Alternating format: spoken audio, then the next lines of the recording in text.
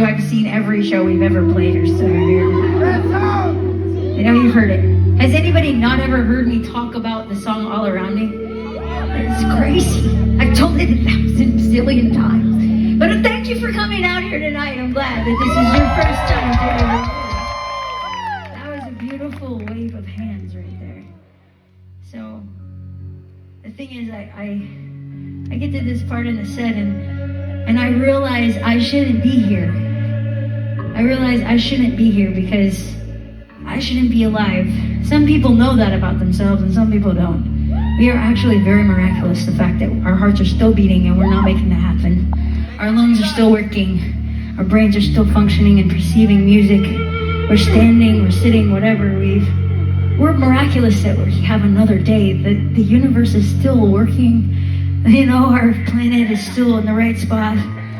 It's crazy. I mean, I don't know. It's a miraculous thing we're still here. But you know, I'm not thinking about all that stuff when I say I shouldn't be here.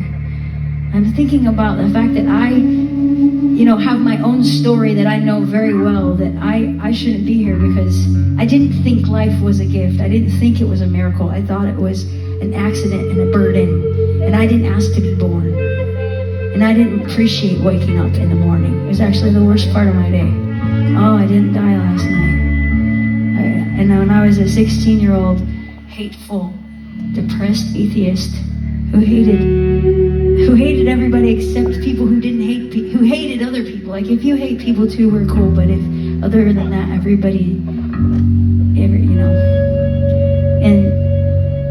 I hated God. Well, actually, I didn't believe in God, but if you talk to me about God, I hated you the most because I thought it was like telling people to sit down in a broken chair. It wasn't going to hold you.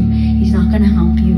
You're going to have to deal with all this. You're by yourself, and you need to just face it and stop trying to guilt trip people with this God that wants to control your life. And I hated when people would talk about that. And when I, found my own idea of a selfless reason to end my life, I found one, okay? It was in an argument with my grandma. I got kicked out of my house with my parents. I was living with my grandma, who just passed away and is in heaven right now. Hi, Granny. Memory eternal! Woo! Memory eternal. Woo! So, I got in an argument with her, and she was telling me, your grandpa's in the hospital, and you are stressing everybody out because you're getting in trouble all the time. You're not listening. And I thought to myself, oh, I make everything worse, so I found a really good reason to end my life. I was waiting for that, looking for that one reason I could make a selfish decision, not be selfish. And I said, oh, there it is. My grandmother was not saying that. What she was saying is that your life is important, and you matter to the people around you, and you affect them. Okay, let's go. And if I ended my life, it would have made nothing better for anyone. It would have made it 10,000 times worse. It would have been painful in a terrible way. I believed a lie. And when we're in that place, there's like a cloud over us, and we just can't think about that. It just makes sense. Our brains just, oh, I found it. It's just, and so I did, and I made this plan to take my life. And on that very day, I had this dramatic encounter with the God I didn't believe in. And I don't know why that happened. I know people who did not get out of their plan. I have no idea how that was interrupted for me, and I don't know why, except that I'm supposed to talk to you about it tonight, because I wouldn't be here able to tell you if it didn't happen. And what I understood in this moment of having this encounter, which was a lot like a near-death experience, I realize now, I thought everybody had this experience who said they believed in God. But now I realize it was a very unique experience. It's not going to happen to everybody. And it's because I'm a smart aleck jerk. I'm like, no, that for me to believe I had to have this. And I think it's beautiful when people believe that never have this. It's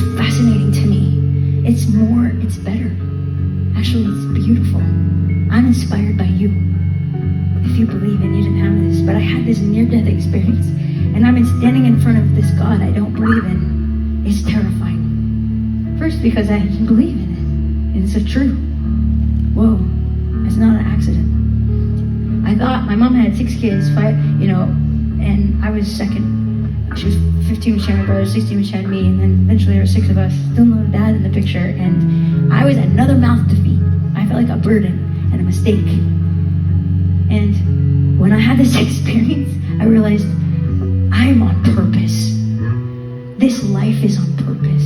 You're standing here on purpose. You're still breathing for a reason. Amen. And it is a miracle. I realized every single day I got was a gift. And I blamed everybody else for the stuff going on in my life. And I realized all my hatred was my own choice. It was all my own responsibility. My hatred was in me.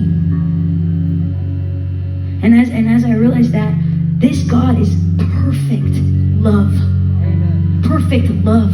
When you stand in front of perfect love filled with hatred, it's terrifying and you want to hide.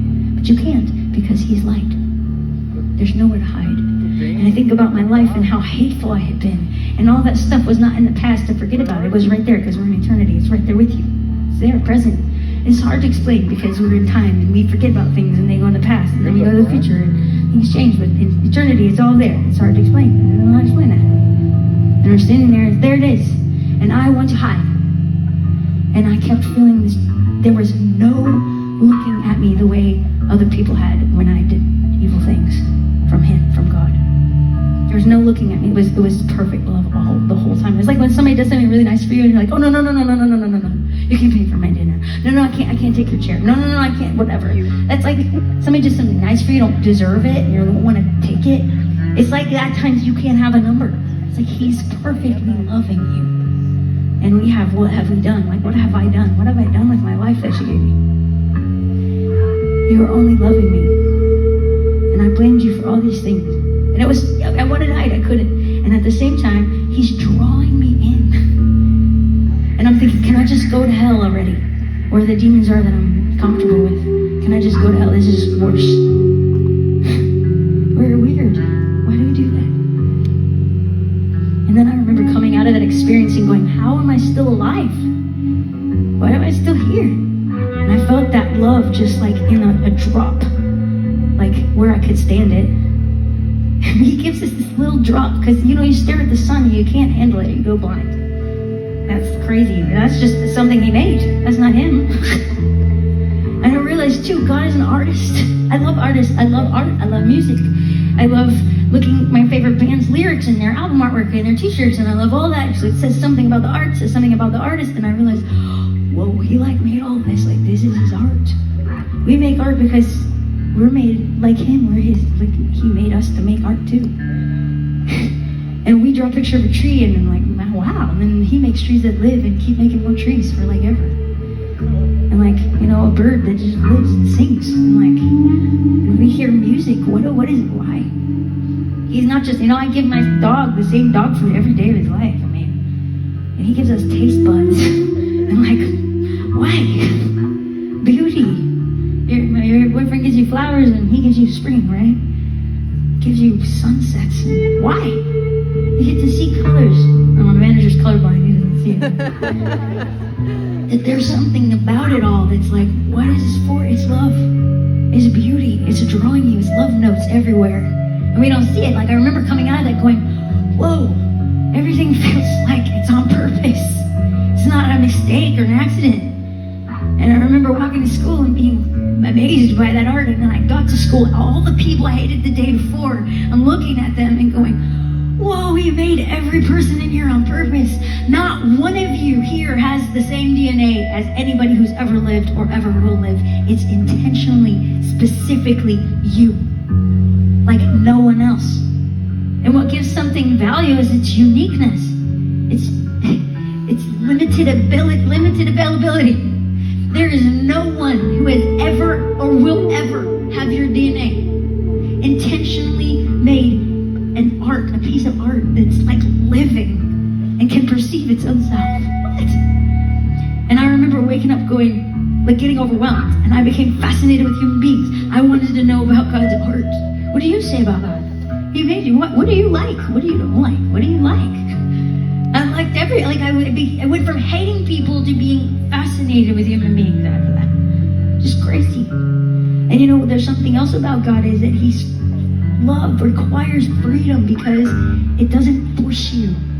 Love is not forcing anything, it's not coercive. Love gives you freedom, and free loving is real love.